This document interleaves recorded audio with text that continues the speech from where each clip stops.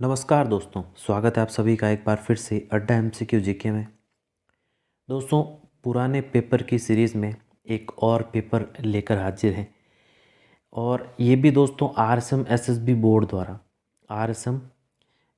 Board द्वारा LDC का paper है, जो कि 2018 की भर्ती का ये आयोजित हुआ था दोस्तों 19/8/2018 को।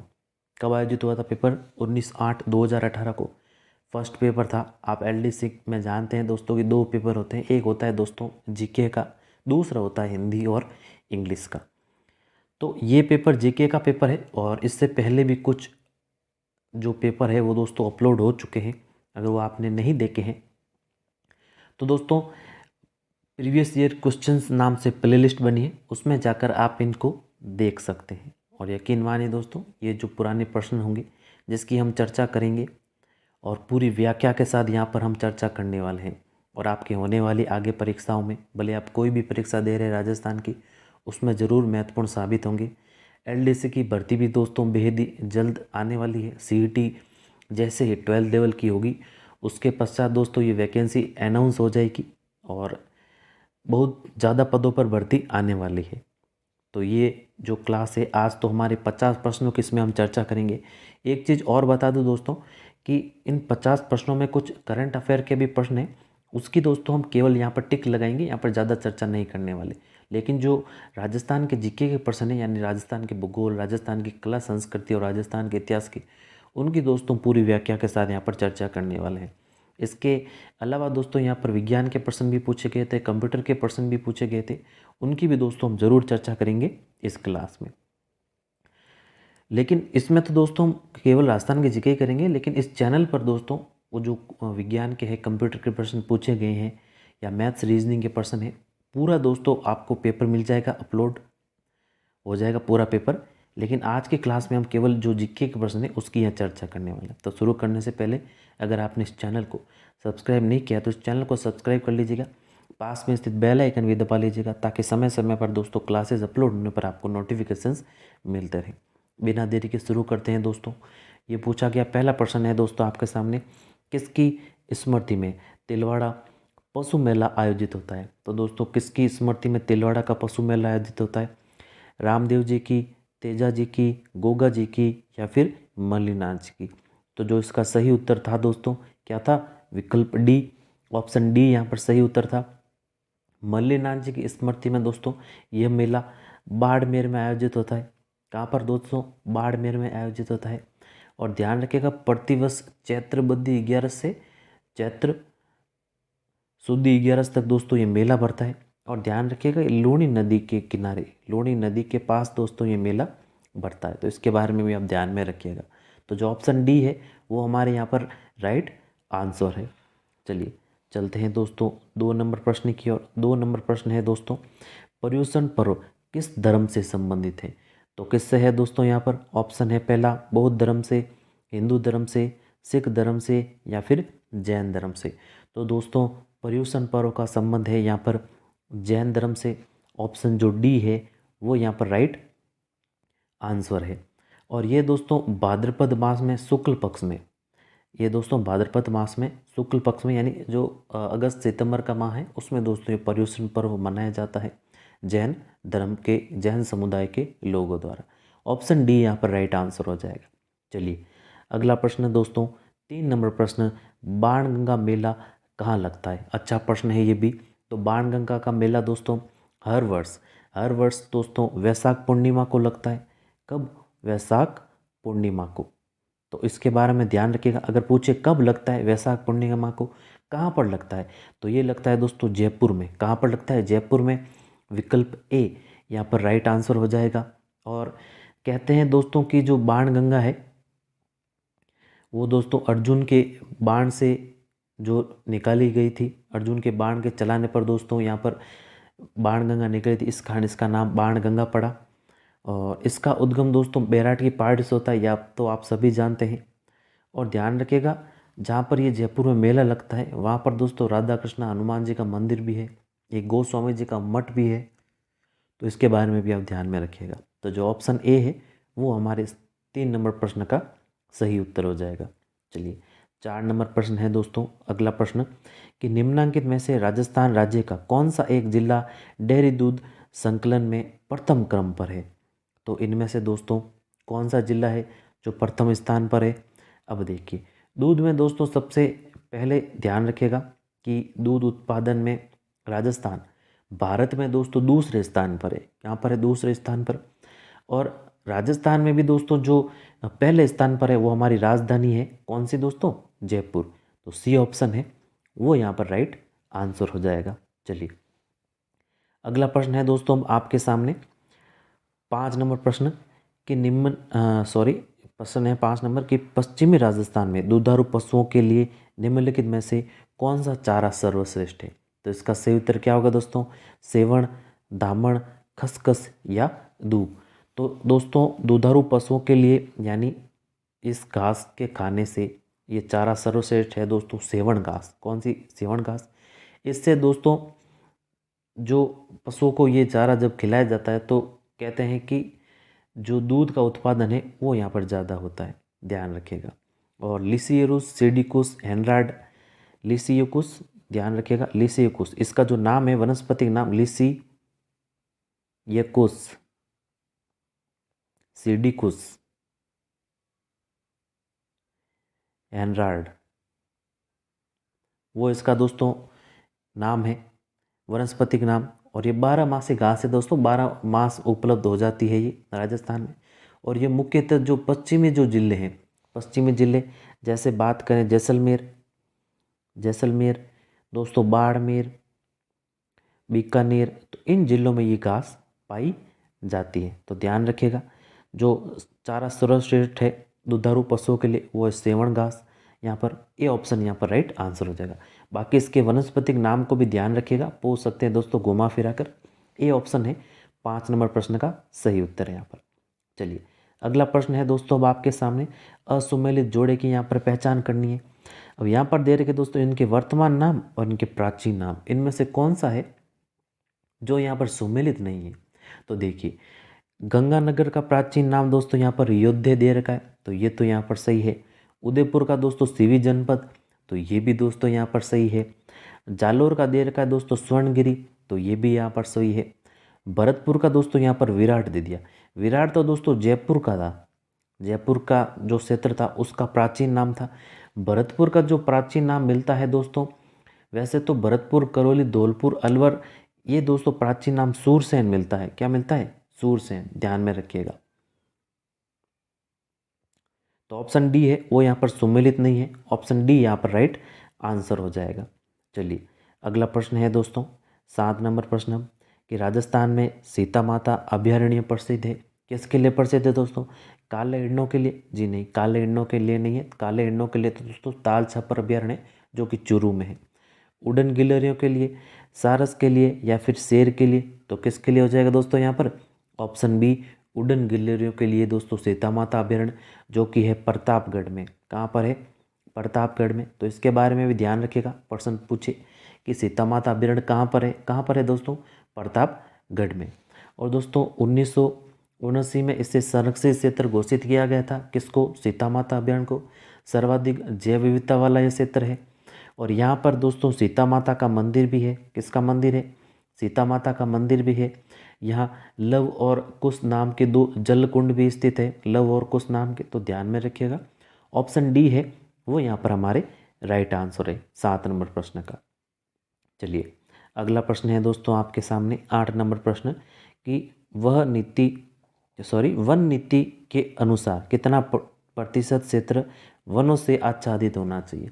तो ध्यान रखिएगा दोस्तों, वन नीति जो कि दोस्तों हम कह सकते हैं राष्ट्रीय वन नीति जो कि दोस्तों 1988 में कब आई थी दोस्तों, 1988 में। इसके अनुसार दोस्तों जो वन क्षेत्र है वो होना चाहिए यहाँ पर 33%। कितना होना चाहिए दोस्तों, 33%। विकल्प बी यहाँ पर राइट आंसर हो जाएगा। एक चीज़ ध्यान रखिएगा, राष्ट्रीय वन नीति 1988 में आई थी। एक दोस्तों राष्ट्रीय वन संरक्षण अधिनियम जो कि 1980 में आया था। कब आया था दोस्तों, 1980 में। और वन अधिकार अधिनियम जो कि 2006 में आया था। वन्य जीव संरक्षण अधिनियम जो कि 1972 में आया था। तो ये जितने भी अधिनियम हैं इनके बारे में भी आप ध्यान में रखिएगा। तो हमारे यहाँ पर ऑप्शन बी है वो यहाँ पर राइट आंसर है। वन नीति के अनुसार कितना प्रतिशत क्षेत्र वनों से आच्छादित होना चाहिए? तो 33% क्षेत्र है जो वनों से यहाँ पर आच्छादित होना चाहिए, जो राष्ट्रीय वन नीति है 1988 के अनुसार। चलिए अगला प्रश्न है दोस्तों आपके सामने हाजिर स्क्रीन पर। 10 नंबर प्रश्न है, निम्नलिखित में से किसने डूंगरपुर और बांसवाड़ा में भील आंदोलन का नेतृत्व किया? तो दोस्तों इसमें से किसने किया? दामोदर दास राठी ने, या स्वामी गोविंद गिरी ने, अर्जुन लाल सेठी ने, या फिर जमला लाल बजाज ने? तो दोस्तों आप सभी जानते हैं डूंगरपुर और बांसवाड़ा में भील आंदोलन, भगत आंदोलन किसका नेतृत्व किया था दोस्तों? स्वामी गोविंद गिरी ने। किसने किया था दोस्तों? गुरु गोविंद गिरी या फिर स्वामी गोविंद गिरी भी कह सकते हैं। ऑप्शन बी यहाँ पर राइट आंसर है। और ध्यान रखिएगा कि इन्होंने दोस्तों संघ सभा की भी स्थापना की थी। कई बार प्रश्न पूछा जाता है कि गुरु गोविंद गिरी द्वारा संघ सभा की स्थापना कब की गई थी? तो 1883 में। कब दोस्तों? 1883 में संघ सभा की स्थापना की गई थी। और इनके नेतृत्व में ही दोस्तों जो डूंगरपुर और बांसवाड़ा में भील आंदोलन हुआ था वो इनके नेतृत्व में हुआ था, ध्यान रखिएगा। और दोस्तों इनके आंदोलन के समय ही यहाँ पर कह सकते हैं दोस्तों, यहाँ पर जो एक दुर्घटना घटी, ये घटना हुई थी नवंबर 1913 में, 17 नवंबर दोस्तों 1913 में मानगढ़ की पहाड़ी पर दोस्तों हजारों की संख्या में भील एकत्रित हुए थे। और जिस पर दोस्तों यहाँ पर सैनिक टुकड़ियों द्वारा गोलीबारी की गई, जिसमें 1500 से दोस्तों अधिक यहाँ पर भील मारे गए थे। तो राजस्थान का एक तरह का नरसंहार था दोस्तों, राजस्थान का जलियांवाला बाग भी जिसे कहा गया है दोस्तों। तो ये घटना हुई थी 17 नवंबर 1913 को, इसको ध्यान रखिएगा। और प्रतिवर्ष यहाँ पर मृगशीर्ष पूर्णिमा को मेले का आयोजन भी होता है, तो इसके बारे में भी आप ध्यान में रखिएगा। तो जो ऑप्शन बी है वो यहाँ पर हमारे राइट आंसर है। चलिए अगला प्रश्न है दोस्तों, 11 नंबर प्रश्न है आपके सामने। हाड़ौती सेवा संघ का संस्थापक कौन था? ये भी अच्छा प्रश्न है दोस्तों। कौन था दोस्तों?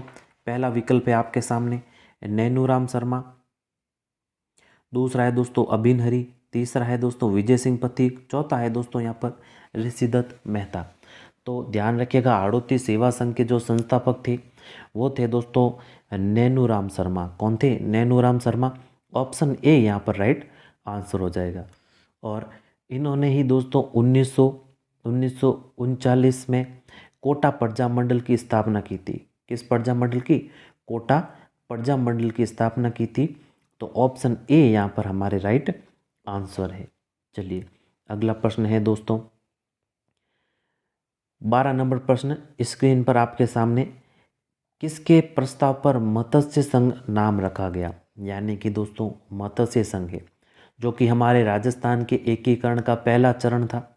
ये चरण दोस्तों 18 मार्च 1948 को हुआ। और ध्यान रखिएगा कि इसमें जो रियासतें थी वो 4 रियासतें थी। ABCD नाम से याद रखिए। ए से यहाँ पर अलवर, बी से यहाँ पर भरतपुर, सी से है दोस्तों करौली और डी से है धौलपुर। तो यहाँ पर एक नाम सुझाया गया, वो नाम सुझाया गया दोस्तों जो प्रथम चरण था मत्स्य संघ, ये नाम सुझाया गया KM मुंशी के द्वारा। किसके द्वारा दोस्तों? KM मुंशी के द्वारा।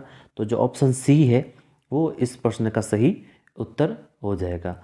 और एक प्रश्न और पूछा जाता है दोस्तों कि जो मत्स्य संघ है इसके राज प्रमुख कौन थे? तो धौलपुर के शासक इसके दोस्तों राज प्रमुख थे, धौलपुर के राजा, ध्यान रखिएगा। इसके उद्घाटनकर्ता थे दोस्तों NV गौडगिल, यानी नरहरि विष्णु गौडगिल थे। ये भी पूछ सकते हैं दोस्तों, इसके बारे में भी आप ध्यान में रखिएगा। तो जो ऑप्शन सी है वो यहाँ पर हमारे राइट आंसर है। यानी मत्स्य संघ जो नाम सुझाया था वो किसके द्वारा सुझाया गया या रखा गया? KM मुंशी के द्वारा। चलिए अगला प्रश्न है दोस्तों 13 नंबर प्रश्न। जालोर के शासक एवं अलाउद्दीन खिलजी के मध्य संघर्ष की जानकारी निम्न में से किस ग्रंथ से प्राप्त होती है? तो देखिए दोस्तों पहला दे रखा है यहाँ पर पद्मावत, दूसरा दे रखा है दोस्तों दलपत विलास, तीसरा विकल्प दे रखा है कानड़ दे प्रबंध, चौथा दे रखा है यहाँ पर हमीरठ। तो देखिए जो जालोर के शासक और अलाउद्दीन खिलजी के मध्य जो संघर्ष हुआ था उसकी जानकारी दोस्तों यहाँ पर मिलती है कानड़ देव प्रबंध में। किस में मिलती है? कानड़ देव प्रबंध में। ऑप्शन सी यहाँ पर राइट आंसर हो जाएगा। जालोर के शासक थे दोस्तों कानड़ देव, और उसका वर्णन है दोस्तों इसमें, और इसकी जो रचना है वो यहाँ पर रचना पद्मनाभ के द्वारा की गई। पद्मनाभ के द्वारा 1455 में। कब की गई? 1455 में। और इसमें दोस्तों जो पश्चिमी अपभ्रंश बोली है उसका दोस्तों यहाँ पर इसमें उल्लेख है। और ध्यान रखिएगा ऑप्शन सी जो है वो यहाँ पर राइट आंसर है। चलिए अगला प्रश्न, 14 नंबर प्रश्न है दोस्तों, निम्नलिखित में से कौन सा नृत्य महिलाओं द्वारा किया जाता है? अब ये तो आसान प्रश्न ही है। इनमें से दोस्तों गैर नृत्य ये तो पुरुषों द्वारा किया जाता है, चंग ये भी दोस्तों पुरुषों द्वारा पुरुष प्रधान नृत्य, कच्ची घोड़ी भी दोस्तों पुरुषों द्वारा किया जाता है। लेकिन इनमें से जो चरी नृत्य है, चरी नृत्य दोस्तों महिलाओं द्वारा किया जाता है केवल। तो जो ऑप्शन डी है वो यहाँ पर राइट आंसर हो जाएगा। अगला प्रश्न है दोस्तों 15 नंबर प्रश्न। चलिए 15 नंबर प्रश्न,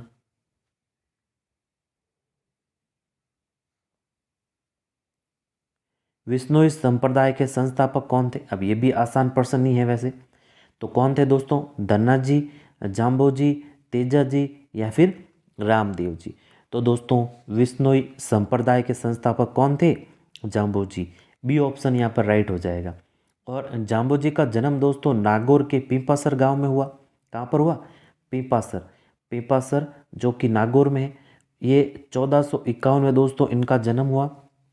और इन्होंने दोस्तों 1485 में, कब? 1485 में विश्नोई संप्रदाय की स्थापना की थी। और 29 नियम दोस्तों इन्होंने दिए थे इस संप्रदाय में, ध्यान रखिएगा। और इनके गुरु का नाम भी कई बार पूछ लिया जाता है। इनके गुरु का नाम क्या था दोस्तों? गुरु गोरखनाथ। गोरखनाथ था इनके गुरु का नाम, इसका भी ध्यान रखिएगा। कृष्ण के अवतार माने जाते हैं दोस्तों। पर्यावरण वैज्ञानिक भी इन्हें कहा जाता है। और एक है दोस्तों मुक्तिधाम मुकाम, मुक्तिधाम मुकाम जो कि है दोस्तों बीकानेर में। कहाँ पर है? बीकानेर में। और जाम्बो जी का ये समाधि स्थल है। किसका समाधि स्थल है? जाम्बो जी का। तो जो ऑप्शन बी है दोस्तों ये हमारे यहाँ पर राइट आंसर होगा। चलिए अगला प्रश्न है 16 नंबर प्रश्न दोस्तों, भारत की 11वीं पंचवर्षीय योजना की अवधि क्या थी? तो देखिए भारत की जो 11वीं पंचवर्षीय योजना है इसकी अवधि क्या थी दोस्तों? 2007 से 12, 8 से 13, 6 से 11 या फिर 9 से 14? तो ये थी दोस्तों 2007 से 2012। राष्ट्रीय विकास परिषद यानी एनडीसी ने दोस्तों 19 दिसंबर, कब? 19 दिसंबर 2007 में दोस्तों 11वीं जो पंचवर्षीय योजना है इसको मंजूरी प्रदान की थी। ध्यान रखिएगा ऑप्शन ए है यहाँ पर राइट आंसर। और जो इसका मूल विषय था वो इस मूल विषय दोस्तों समावेशी विकास, समावेशी विकास इसका था मूल विषय। तो जो ए ऑप्शन है वो राइट आंसर है। विषय के बारे में भी आप ध्यान में रखिएगा। अगला प्रश्न है दोस्तों 17 नंबर प्रश्न, निम्न में से राजस्थान के किस जिले में अनास बांध परियोजना का निर्माण किया जाएगा? तो देखिए दोस्तों ये जो अनास बांध है वो यहाँ पर बांसवाड़ा में दोस्तों निर्माण होगा। बी ऑप्शन यहाँ पर राइट है। और ध्यान रखिएगा जो अनास नदी है, जो अनास नदी है दोस्तों इस पर ये बांध बना है। और अनास माही की सहायक नदी है। किसकी सहायक है दोस्तों? माही की सहायक नदी है। ऑप्शन बी यहाँ पर राइट आंसर होगा। टोंक के बारे में भी ध्यान रखिएगा। टोंक में जो एक बांध है बिसलपुर बांध, कौन सा बांध है? बिसलपुर बांध। कई बार प्रश्न पूछा जा चुका है इससे कि बिसलपुर बांध कहाँ पर है? टोंक में। बनास, डाई और खारी के संगम पर यह बांध बना है। और जयपुर और अजमेर जैसे जिलों को दोस्तों इससे जलापूर्ति होती है। केवल राजस्थान को ही दोस्तों इससे जलापूर्ति होती है, तो इसको भी ध्यान में रखिएगा। चलिए तो ऑप्शन बी है दोस्तों ये हमारे यहाँ पर राइट आंसर होगा। अगला प्रश्न है 18 नंबर प्रश्न, ऑपरेशन स्वर्ण जिसकी घोषणा दिसंबर 2017 में की गई का संबंध निम्न में से किस क्षेत्र से है? तो ये तो दोस्तों करंट अफेयर का वैसे था, जैसे आपको पहले बताया कि करंट अफेयर के जो प्रश्न होंगे इसमें पूछे गए उसका केवल यहाँ पर टिक ही लगाएंगे। तो इसका संबंध यानी ऑपरेशन स्वर्ण का संबंध दोस्तों रेलवे से था, और ट्रेनों में सुधार और रेल प्रणाली को बेहतर बनाने के लिए दोस्तों इसकी घोषणा की गई थी 2017 में। और दोस्तों ये जो भर्ती के प्रश्न हैं, पुराने प्रश्न, आप देखेंगे कि रिपीट जरूर होते हैं, और इनमें से भी दोस्तों आपको प्रश्न रिपीट हुए हुए जरूर मिलेंगे। बाकी जो पूरा पेपर है वो भी आपको जल्दी ही मिल जाएगा इस चैनल पर। चलिए 19 नंबर प्रश्न है, राजस्थान में उमर फारूक मेवाती का संबंध किस क्षेत्र से था? अब देखिए दोस्तों, तो जो उमर फारूक मेवाती है इनका संबंध था दोस्तों किससे? संगीत से। किससे था? संगीत से। ये दोस्तों भपंग के प्रसिद्ध कलाकार थे। तो जो बी ऑप्शन है ये यहाँ पर राइट आंसर हो जाएगा। फारूक खान मेवाती का संबंध संगीत से, भपंग के दोस्तों ये कलाकार थे। चलिए अगला प्रश्न है 20 नंबर प्रश्न, जैव ईंधन पर राष्ट्रीय नीति का संबंध निम्न में से किस रसायन से है? तो किस रसायन से है दोस्तों? यहाँ पर एथेनॉल से, मिथेनॉल से, प्रोपेनॉल से या फिर ब्यूटेनॉल से? तो इसका संबंध है दोस्तों किससे? इथेनॉल से। किससे है दोस्तों? इथेनॉल से। यहाँ पर ऑप्शन ए राइट आंसर हो जाएगा। और ये जो राष्ट्रीय नीति आई दोस्तों जैव ईंधन पर, इस नीति का जो उद्देश्य है वो सीधा सा है कि जो आने वाला दशक है उसमें देश में जो ऊर्जा और परिवहन का क्षेत्र है उसमें ज़्यादा से ज़्यादा दोस्तों जैव ईंधन का उपयोग है उसको बढ़ाना है, इसका उद्देश्य था। तो ऑप्शन ए यहाँ पर राइट आंसर हो जाएगा। चलिए अगला प्रश्न है दोस्तों 21 नंबर प्रश्न, ये भी दोस्तों वैसे करंट का ही था लेकिन पढ़ लेते हैं यहाँ पर कि प्रधानमंत्री वय वंदन योजना का आरंभ निम्न में से किस वर्ष किया गया? तो इसका जो आरंभ है दोस्तों वो किया गया 2017 में। कब किया गया? 2017 में। इसे हम PMVVY के भी नाम से भी जानते हैं, और ये एक प्रकार की दोस्तों पेंशन योजना थी जो यहाँ पर 2017 में दोस्तों आरंभ हुई थी। तो ध्यान रखिएगा इसके बारे में। चलिए अगला प्रश्न है यहाँ पर 22 नंबर प्रश्न, हेरिटेज वीक 2017 का आयोजन निम्न में से किस शहर में किया गया? तो यहाँ पर भी सीधा सा जयपुर में किया गया, सी इसका राइट था आंसर। अगला देखिए 23 नंबर प्रश्न है कि सूर्य किरण भारतीय सेना निम्न में से किस देश के साथ किया जाने वाला युद्धाभ्यास है? तो ये किया गया दोस्तों नेपाल के साथ, सी ऑप्शन राइट हो जाएगा। यहाँ पर ये करंट क्या है दोस्तों, इसलिए यहाँ पर सीधा सा टिक लगा रहे हैं। चलिए अगला प्रश्न है दोस्तों, राजस्थान निम्न में से कौन सा चरण मुख्यमंत्री स्वावलंबन नवीनतम चरण है? तो ये नवीनतम चरण तीसरा था उस समय। वैसे ये मतलब नहीं इन प्रश्नों का, लेकिन यहाँ पर टिक लगा देते हैं। चलिए अगला देखिए, अगला है दोस्तों यहाँ पर 25 नंबर प्रश्न, कर्नाटक विधानसभा कर्नाटक के राज्यपाल उस समय कौन थे दोस्तों? ये थे वजुभाई वाला। वजुभाई वाला सी था सही उत्तर इसका। चलिए अगला प्रश्न, वीडियो के दोस्तों अंत तक बने रहिएगा। आगे जो प्रश्न है अब यहाँ पर करंट के थे, लेकिन आगे देखिए अब जो 26 नंबर प्रश्न आ गए, अब ये जनगणना से संबंधित आ गया है। तो ये जो जनगणना से संबंधित प्रश्न है ये दोस्तों जरूर पूछे जाते हैं, कोई भी एग्जाम हो एक ना एक प्रश्न तो आता है। तो प्रश्न देखिए क्या है हमारे कि जनगणना 2011 के अनुसार राजस्थान के निम्नलिखित जिलों में साक्षरता दर सर्वाधिक पाई गई। जिलों को ज़्यादा से कम साक्षरता दर के सही क्रम में चिन्हित करें। अब देखिए अब यहाँ पर दोस्तों जनगणना की पूरी चर्चा करने वाले यहाँ पर राजस्थान से संबंधित जो प्रश्न पूछे जाते हैं उसकी। तो ध्यान रखिएगा, राजस्थान में जो सर्वाधिक साक्षरता दर वाला जिला है दोस्तों वो है, पहला नंबर पर आता है कोटा का नाम। किसका नाम? कोटा का। कोटा में दोस्तों सर्वाधिक साक्षरता दर 76.6% है। कितनी है? 76.6%। इसके बाद नंबर आता है दोस्तों जयपुर का। जयपुर की जो साक्षरता दर है वो 75.5% है। और झुंझुनू की बात करें तो झुंझुनू की जो साक्षरता दर है वो है दोस्तों यहाँ पर 74.1, यानी तीसरे स्थान पर ये है। बाद में आता है नाम सीकर का। सीकर की दोस्तों यहाँ पर साक्षरता दर है दोस्तों 71.9%। बाद में नंबर आता है दोस्तों अलवर का। अलवर की जो साक्षरता प्रतिशत है वो है 70.7%। तो इसके बारे में आप ध्यान में रखिएगा। ऑप्शन बी यहाँ पर राइट आंसर है। चलिए तो अब और थोड़ी सी चर्चा करें। अगर यहाँ पर वैसे तो ये जो बी है वो राइट है, और यहाँ पर जो पूरी चर्चा की कि कितना प्रतिशत है यहाँ पर, चलिए, अब राजस्थान की जो साक्षरता दर है, कुल साक्षरता दर है दोस्तों यहाँ पर 66.11%। कितनी है? 66.11%। 2011 की जनगणना के अनुसार पुरुषों की बात करें तो पुरुषों की दोस्तों 66.11% है। और सॉरी माफी चाहूँगा, ये तो कुल है, लेकिन जो पुरुषों की है वो है दोस्तों 79.19% 79.19% ये पुरुषों की है। और बात करें महिलाओं की तो महिलाओं की है दोस्तों 52.12%। तो ये है महिलाओं की यहाँ पर। चलिए, और ग्रामीण साक्षरता दर की बात करें तो जो ग्रामीण साक्षरता दर है वो है दोस्तों 61.44%। और ग्रामीण में भी जो पुरुषों की साक्षरता दर है वो है 76.16%। और महिलाओं की यहाँ पर दोस्तों मात्र 45.8%। तो ध्यान रखिएगा इसके बारे में भी। तो जो सबसे ज़्यादा साक्षरता दर है कोटा की, उसके बाद जयपुर, झुंझुनू, सीकर और अरवल का स्थान आता है। और दोस्तों पूरी यहाँ पर हमने चर्चा की। अब देखिए, अब बात करें जो न्यूनतम जो साक्षरता दर वाले जिले हैं उनकी, तो न्यूनतम साक्षरता दर वालों में जिलों में दोस्तों सबसे पहले जालोर का नाम आता है। किसका नाम आता है? जालोर का। यहाँ पर दोस्तों 54.9% यहाँ पर साक्षरता दर है। बाद में नाम आता है दोस्तों सिरोही का। किसका नाम आता है? सिरोही का। यहाँ पर 55.30% है साक्षरता दर।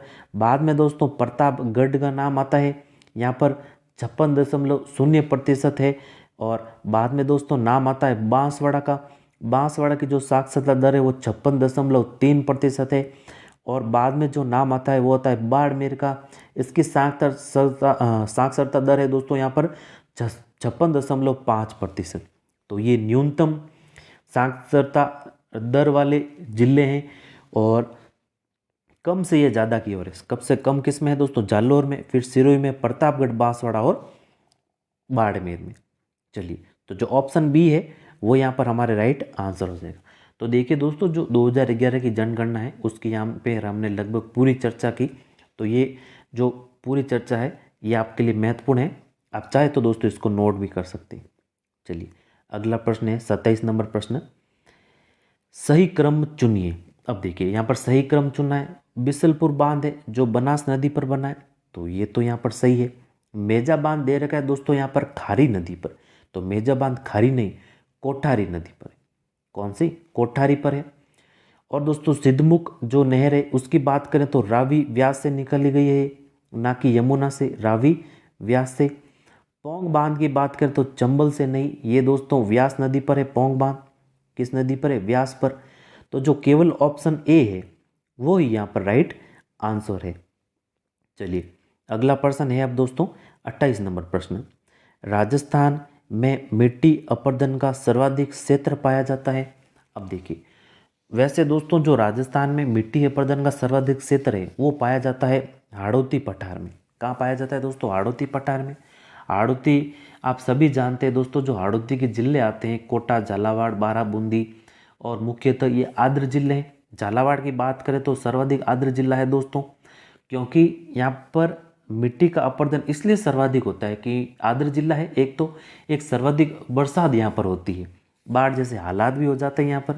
तो जो बी ऑप्शन है वो यहाँ पर राइट आंसर है। चलिए, अगला प्रश्न है अब 29 नंबर प्रश्न है आपके सामने दोस्तों। घग्गर का दोआब मैदान जो राजस्थान के हनुमानगढ़ व श्रीगंगानगर जिलों में पाया जाता है, निम्नलिखित किन दो नदियों के निक्षेपण से बना है? तो ध्यान रखिएगा दोस्तों, जो घग्गर का दोआब है वो किन नदियों के निक्षेपण से बना है? तो देखिए, वो बना है दोस्तों किससे? ऑप्शन बी यहाँ पर राइट आंसर हो जाएगा।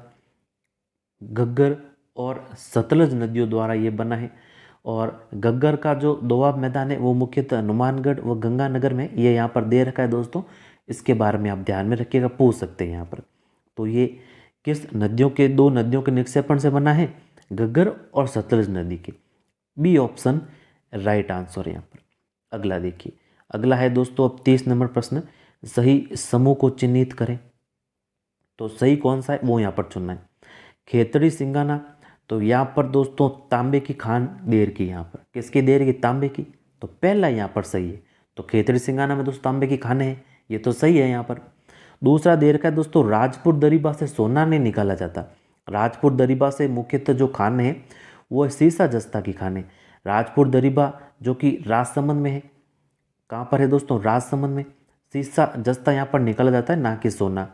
जामर कोटड़ा की बात करें तो जामर कोटड़ा का दे दिया यहाँ पर लो अयस्क। लो अयस्क जामर कोटड़ा से नहीं निकाला जाता, ध्यान रखिएगा। जो एकाधिपत्य क्षेत्र है वो इस पर है, यानी सर्वाधिक जो निकाला जाता है वो उसका कह रहा है दोस्तों यहाँ पर। तो जामर कोटड़ा से मुख्यतः रॉक फॉस्फेट, कौन सा, रॉक फॉस्फेट है, वो यहाँ पर निकाला जाता है, ध्यान रखिएगा। डाबला सिंगाना की बात करें तो डाबला सिंगाना का दे रखा है दोस्तों यहाँ पर बैरेट। तो डाबला सिंगाना से बैरेट नहीं, डाबला सिंगाना झुंझुनू में लो अयस्क यहाँ पर निकाला जाता है, कौन सा, लो अयस्क। लो अयस्क के यहाँ पर खाने हैं। तो जो केवल ऑप्शन ए है वो ही यहाँ पर राइट आंसर है। चलिए अगला प्रश्न, अगला है दोस्तों 31 नंबर प्रश्न।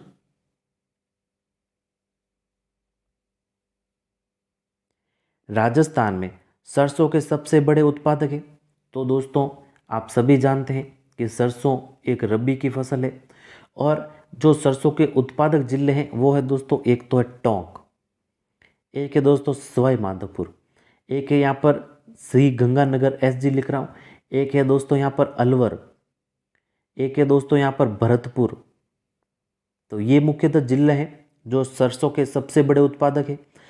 देखिए टोंक, टोंक दे रखा है यहाँ पर ऑप्शन सी में, सवाई माधोपुर यहाँ पर किसी में नहीं है, श्री गंगानगर दे रखा है केवल बी में, अलवर दे रखा है बी में, भरतपुर दे रखा है बी में। तो ऑप्शन बी है वो यहाँ पर हमारे राइट आंसर होगा।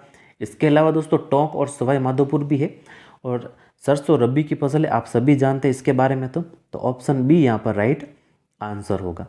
चलिए अगला प्रश्न है दोस्तों 32 नंबर प्रश्न कि केंद्रीय मत्स्यिकी शिक्षण संस्थान मुंबई द्वारा किए गए अध्ययन 2010 के अनुसार राजस्थान में मत्स्य उत्पादन की वार्षिक क्षमता है। तो यह भी वैसे तो इम्पोर्टेंट नहीं है, लेकिन भी ऑप्शन बी यहाँ पर राइट है, 80,000 मीट्रिक टन से भी अधिक यहाँ पर है इसकी वार्षिक क्षमता। ऑप्शन बी यहाँ पर राइट है। चलिए अगला प्रश्न है दोस्तों 33 नंबर प्रश्न, मध्य प्रदेश व राजस्थान की संयुक्त बहुउद्देशीय नदी घाटी परियोजना है। शानदार प्रश्न है दोस्तों, कई बार पूछा जा चुका है। तो ध्यान रखिएगा, जो मध्य प्रदेश और राजस्थान की संयुक्त है वो परियोजना है दोस्तों चंबल परियोजना। कौन सी परियोजना है, चंबल परियोजना। ऑप्शन बी यहाँ पर हमारे राइट आंसर हो जाएगा। और आप सभी जानते हैं दोस्तों कि चंबल नदी का उद्गम कहाँ से होता है, एमपी के मुंह के पास जनापाव की पहाड़ी से दोस्तों इसका उद्गम होता है। और राजस्थान में ये कहाँ पर प्रवेश करती है, भैंसरोडगढ़ में, चित्तौड़गढ़ के भैंसरोडगढ़ में दोस्तों ये प्रवेश करती है राजस्थान में। और प्रवेश करते हुए दोस्तों ये कोटा, कोटा बूंदी, कोटा बूंदी, सवाई माधोपुर, करौली, करौली में बहती हुई दोस्तों बाद में यूपी में जाकर ये यमुना में मिल जाती है, आप सभी को पता है। और ध्यान रखिएगा, कई बार पूछा गया दोस्तों, जो चंबल नदी है इस पर 4 बांध बने। कितने बांध बने, 4 बांध। एक तो गांधी सागर है, गांधी सागर तो एमपी में ही बना है, ध्यान रखिएगा। बाकी के जो 3 बांध है वो बने हैं दोस्तों राजस्थान में, राणा प्रताप सागर चित्तौड़ में है दोस्तों ये बांध, जवाहर सागर बांध, एक बार जवाहर सागर बांध भी बना है, एक है दोस्तों कोटा बैराज। कौन सा, कोटा बैराज। तो जो ऑप्शन बी है वो यहाँ पर हमारे राइट आंसर है, यानी एमपी व राजस्थान की जो बहुउद्देशीय नदी घाटी परियोजना है वो है यहाँ पर दोस्तों चंबल। बी ऑप्शन राइट होगा। चलिए अगला देखिए, अगला 34 नंबर प्रश्न है दोस्तों कि भारतीय वन संरक्षण की रिपोर्ट के अनुसार द्विवार्षिक मूल्यांकन अवधि 2013-15 में राज्य वनाक्षेत्र, अब वैसे भी ये भी इम्पोर्टेंट नहीं है, पुरानी वन रिपोर्ट का प्रश्न ये पूछा गया है, तो इसका सही उत्तर ऑप्शन बी था। अगला प्रश्न देखिए दोस्तों, यहाँ पर अरावली वनारोपण परियोजना आरंभ की गई। तो ये अच्छा प्रश्न है दोस्तों, पुराना प्रश्न पूछ सकते हैं ये। तो ये प्रारंभ की गई दोस्तों 1992-93 में। इसका उद्देश्य सीधा सा था, मरुस्थलीकरण की जांच करना और सघन पुनर्वनारोपण द्वारा दोस्तों अरावली की पारिस्थितिक स्थिति को क्या करना, बहाल करना। और ये मुख्यतः राजस्थान के 10 जिलों में दोस्तों ये संचालित था, अलवर, सीकर, झुंझुनू, नागौर, जयपुर, दौसा को शामिल करते हुए दोस्तों पाली, सिरोही, बांसवाड़ा, चित्तौड़, उदयपुर में दोस्तों ये संचालित था, जो ये परियोजना है वो संचालित थी। तो ऑप्शन सी है दोस्तों 1992-93 दोस्तों ये आरंभ की गई थी। चलिए, और इसका उद्देश्य क्या था? अरावली में वनारोपण करना ज़्यादा से ज़्यादा। चलिए, 36 नंबर प्रश्न है आपके सामने। राजस्थान सरकार द्वारा हस्तशिल्प कला के क्षेत्र में राज्य स्तरीय पुरस्कार विजेता को कितनी राशि का पुरस्कार दिया जाता है? तो ये पुरस्कार उस समय का करंट का है, वैसे बी ऑप्शन राइट है, 25,000। अगला देखिए, अगला है दोस्तों 37 नंबर प्रश्न कि राजस्थान किस योजना द्वारा ग्रामीण क्षेत्रों में उपभोक्ता मल्टी ब्रांड गुणवत्तापूर्ण उपभोक्ता उपलब्ध करवाई जाती है? ये करवाई जाती है दोस्तों यहाँ पर ऑप्शन सी था, अन्नपूर्णा भंडार योजना के तहत, ऑप्शन सी। वैसे ये पूछे नहीं जाएंगे, ये दोस्तों जो पुरानी सरकार की योजनाएं थी 2018 में बढ़ती आई थी, उस समय की दोस्तों जो सरकार थी वो आपको पता है कौन सी थी, उस समय की योजनाएं हैं उनसे संबंधित प्रश्न है, ये अब नहीं पूछे जाएंगे। अगला देखिए, लेकिन आगे आने वाले प्रश्न जरूर पूछे जा सकते हैं दोस्तों, ये योजनाओं के करंट अफेयर के प्रश्न जो करंट का होता है वही पूछा जाता है, पुराने नहीं पूछे जाते। अगला प्रश्न है दोस्तों कि ग्रेनाइट की कटाई एवं पॉलिशिंग की इकाइयाँ किस जिले में पाई जाती है? तो ग्रेनाइट की दोस्तों चित्तौड़, उदयपुर, जोधपुर, यहाँ पर सभी में, तो सभी यहाँ पर डी ऑप्शन है वो यहाँ पर राइट आंसर हो जाएगा। और ग्रेनाइट आप सभी जानते हैं दोस्तों आग्नेय चट्टानों का उदाहरण है, तो पूछ सकते हैं कि ग्रेनाइट किस प्रकार के चट्टानों का उदाहरण है? आग्नेय का। चलिए, अगला प्रश्न 39 नंबर है आपके सामने कि राजस्थान ऊर्जा का प्रमुख स्रोत क्या है? तो राजस्थान ऊर्जा का जो प्रमुख स्रोत है मुख्यतः क्या है दोस्तों? क्या होगा? वायु ऊर्जा, अणु ऊर्जा, जल विद्युत या फिर तापीय ऊर्जा। तो ध्यान रखिएगा, सर्वाधिक दोस्तों तापीय जो शक्ति है वो है यहाँ पर ऊर्जा का प्रमुख स्रोत, क्योंकि तापीय ऊर्जा में दोस्तों जो बिजली का योगदान है वो 27.25% से भी यहाँ पर अधिक है, ध्यान रखिएगा। इसलिए ऑप्शन डी यहाँ पर राइट आंसर है। अगला प्रश्न आपके सामने कि निम्नलिखित में से राजस्थान की कौन सी शक्ति परियोजना राज्य के साझे स्वामित्व में? अब देखिए, अब ये प्रश्न दोस्तों थोड़ा, वैसे RSM बोर्ड ने इसका ऑप्शन क्या माना दोस्तों? डी माना। अब ये पूछ रहा है कि राजस्थान की कौन सी शक्ति परियोजना राज्य के साझे स्वामित्व में है? अब कौन सी परियोजना है जो साझे स्वामित्व में है नहीं होना चाहिए दोस्तों, यहाँ पर नहीं होना चाहिए था। क्या होना चाहिए था? नहीं होना चाहिए था, क्योंकि दोस्तों जो सतपुड़ा परियोजना है, सतपुड़ा परियोजना यहाँ पर MP में है, बाकी माही, सूरतगढ़, ये दोस्तों जो छाबड़ा है, ये तीनों राजस्थान इससे लाभान्वित होता है तीनों से, लेकिन सतपुड़ा परियोजना यहाँ पर MP में है। इसलिए दोस्तों यहाँ पर थोड़ा मिस्टेक है प्रश्न में, यहाँ पर नहीं होना चाहिए था, ध्यान रखिएगा इसका। चलिए, अगला प्रश्न, और सूरतगढ़ से दोस्तों बिजली बनती है, छाबड़ा से भी कोयला द्वारा बिजली बनती है, आप सभी जानते हैं, और माही बजाज सागर तो यही एक बहुउद्देशीय परियोजना है। तो जो ऑप्शन डी है वो यहाँ पर राइट होना चाहिए था, कौन सी नहीं है ये होना चाहिए था यहाँ पर। चलिए, अगला प्रश्न है आपके सामने दोस्तों 41 नंबर प्रश्न कि खुसखेड़ा औद्योगिक क्षेत्र राजस्थान के किस जिले में? ये तो आसानी है दोस्तों, खुसखेड़ा जो औद्योगिक क्षेत्र है ये कहाँ पर है? अलवर में। कहाँ पर है दोस्तों? अलवर में। अलवर में भी तिजारा तहसील में दोस्तों, ऑप्शन सी यहाँ पर राइट आंसर हो जाएगा। चलिए, अगला प्रश्न, अगला है अब दोस्तों 42 नंबर प्रश्न, राजस्थान के किस उद्योग में सोडियम सल्फाइड का उपयोग कच्चे माल के रूप में किया जाता है? तो ये किया जाता है मुख्यतः दोस्तों किस में? जूट में, सूती, या फिर चीनी उद्योग में, या फिर चमड़ा उद्योग में। तो इसका जो सही उत्तर था वो था दोस्तों आपके ऑप्शन डी, चमड़ा उद्योग में दोस्तों यहाँ पर जो सोडियम सल्फाइड है इसका उपयोग किया जाता है। ये एक रासायनिक होगी, आप सभी जानते हैं, इसका रासायनिक सूत्र भी ध्यान रखिएगा, Na2S है इसका रासायनिक सूत्र, इसका भी ध्यान रखिएगा। चलिए, अगला प्रश्न है अब कि वर्ष 2015-16 में राष्ट्रीय खाद्य सुरक्षा मिशन में केंद्र व राज्य का जो अनुपात वो था दोस्तों यहाँ पर 60-40, ये ऑप्शन राइट हो जाएगा। अगला है दोस्तों यहाँ पर आपणी योजना आपणो विकास, ये दोस्तों ग्राम पंचायत विकास निर्माण एवं उनके लिए थी, ऑप्शन बी यहाँ पर राइट हो जाएगा। ये इम्पोर्टेंट नहीं है, ध्यान रखिए, करंट के अफेयर है के पर्सन है, ये यहाँ पर इम्पोर्टेंट नहीं है। चलिए, अगला प्रश्न, वैसे भी यहाँ पर ये भी करंट का ही है, इसका जो सही उत्तर था केवल टिक लगा रहे दोस्तों, ऑप्शन ए था यहाँ पर।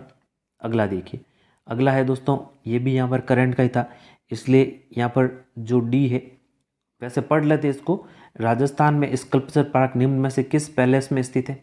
और वैसे करंट का नहीं था दोस्तों, स्कल्पचर पार्क है ये दोस्तों, माधवेंद्र जो पैलेस है उसमें स्थित है। और माधवेंद्र पैलेस ये दोस्तों नाहरगढ़ के जो जयपुर है उसमें है। ये भारत का पहला आधुनिक मूर्ति कला पार्क है, ध्यान रखिएगा, स्कल्पचर पार्क है तो भारत का पहला है, इसलिए इम्पोर्टेंट बनता है, तो ध्यान रखिएगा, स्टार लगा दीजिएगा इस पर। ऑप्शन डी है वो यहाँ पर राइट आंसर था। अगला देखिए 47 नंबर प्रश्न है दोस्तों, दीपक चाहर का संबंध क्रिकेट से आप सभी जानते हैं, ये तो आसान प्रश्न ही है, ऑप्शन सी इसका राइट हो जाएगा आंसर। अगला 48 नंबर प्रश्न है कि पोलावरम डैम दोस्तों कहाँ पर है? ये भी आसान ही है दोस्तों, आंध्र प्रदेश में है। वैसे ये अधीनस्थ बोर्ड द्वारा डिलीट कर दिया गया था, ऑप्शन डी यहाँ पर राइट था। चलिए अगला प्रश्न है आपके सामने, चंद्रभागा समुद्र तट भारत के किस राज्य में स्थित है? तो चंद्रभागा कहाँ पर है? ओडिशा में, ये ऑप्शन राइट है। अगला देखिए अंतिम प्रश्न है दोस्तों आज की हमारी क्लास का, ये भी वैसे करंट का ही था उस समय का, कि पुस्तक judicial reforms recent global trades के लेखक ये थे दोस्तों, इसके लेखक कौन? जस्टिस जो दलबीर भंडारी वो थे। ऑप्शन सी यहाँ पर राइट आंसर हो जाएगा। तो ये थे दोस्तों जीके के 50 प्रश्न, 50 तो वैसे नहीं थे क्योंकि करंट के कुछ प्रश्न थे, और वैसे करंट के माने अगर तो 10 थे तो लगभग 15 भी थे, तो अगर 35% थे दोस्तों, जिसकी हमने पूरी व्याख्या के साथ यहाँ पर चर्चा की। और आगे के जो प्रश्न है वो मैथ्स के आ चुके हैं। ये भी दोस्तों सॉल्यूशन के साथ आपको पूरे पेपर का सॉल्यूशन मिल जाएगा जल्द ही, तो इस चैनल पर दोस्तों ज़रूर बने रहेगा। और अभी तक भी आपने सब्सक्राइब नहीं किया तो इस चैनल को सब्सक्राइब कर दें। जितने भी RSMSSB बोर्ड आयोजित करवाती है भले ही, या फिर जो RPSC आयोजित करवाती है, सभी के दोस्तों आपको सॉल्यूशन मिलेंगे पेपरों के। तो सीरीज़ अभी चालू कर दी हमने, ये सीरीज़ चालू रहेगी दोस्तों, और रोज़ाना के आपको जो पेपर हैं वो मिलते रहेंगे सॉल्यूशन के साथ। तो धन्यवाद, मिलते हैं जल्द ही हमारी नई क्लास में, तब तक के लिए जय हिंद, वंदे मातरम।